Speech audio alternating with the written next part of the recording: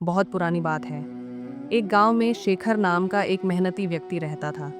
गांव में रोजगार की कमी थी, इसलिए उसने सोचा कि शहर जाकर अपनी मेहनत का सही फल पाएगा।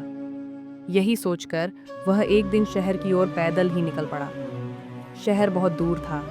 चलते चलते शेखर बहुत थक गया। अब उससे आगे चला भी नहीं जा रहा था, इसलिए वह रास्ते में बैठ गया। तभी उसकी नज़र कुछ दूरी पर बनी एक झोपड़ी पर पड़ी, जहाँ एक घोड़ा बंधा हुआ था। शेखर ने सोचा, अगर यह घोड़ा किराए पर मिल जाए तो मैं आराम से शहर पहुंच सकता हूँ। वह झोपड़ी के पास पहुंचा और वहां खड़े व्यक्ति से बोला, भाई, मुझे शहर जाना है। मैं बहुत थक गया हूँ। क्या आप अपना घोड़ा किराए पर देंगे? घोड़े का मालिक झुंझलाकर बोला, क्या मैं ऐसे ही घोड़ा दे दूँ? शेखर ने कहा, नहीं, मैं किराया दूंगा। घोड़े के मालिक ने कहा, ठीक है, लेकिन मुझे पास के गांव तक छोड़ दोगे तो ही घोड़ा किराए पर मिलेगा। शेखर तुरंत तैयार हो गया। वह आगे बैठ गया और घोड़े का मालिक पीछे। दिन बहुत गर्म था।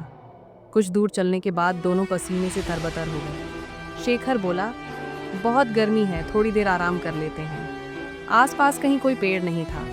शेखर घोड़े से उतरकर उसी की छाया में बैठ गया। ये देखकर घोड़े का मालिक जल गया और बोला, मैंने तुम्हें घोड़ा किराए पर दिया है, उसकी छाया नहीं। इस छाया पर मेरा अधिकार है, तुम हट जाओ। शेखर ने विनम्रता से कहा, जब मैंने घोड़ा किराए पर लिया है तो उसकी छाया भी उसी के साथ आती है। आप चाहें तो मेरे साथ बैठ सकते हैं। लेकिन घोड़े का मालिक जिद पर अड़ गया। छोटी सी बात पर बहस बढ़ गई और देखते ही देखते हाथापाई हो गई। दोनों के झगड़े से घोड़ा डर गया और वहां से भाग निकला। कुछ देर बाद जब लड़ाई रुकी तो घोड़ा कहीं दिखाई नहीं दिया। घोड़े का मालिक रोने लगा, अरे, मेरा नया घोड़ा कहाँ चला गया? तभी शेखर बोला, छाया के लालच में तुम घोड़े की काया ही खो बैठे। अब घोड़े के मालिक को अपनी गलती का एहसास हुआ। वह पछताते हुए बोला, मेरे थोड़े से लालच ने मुझे बहुत बड़ा नुकसान दे दिया।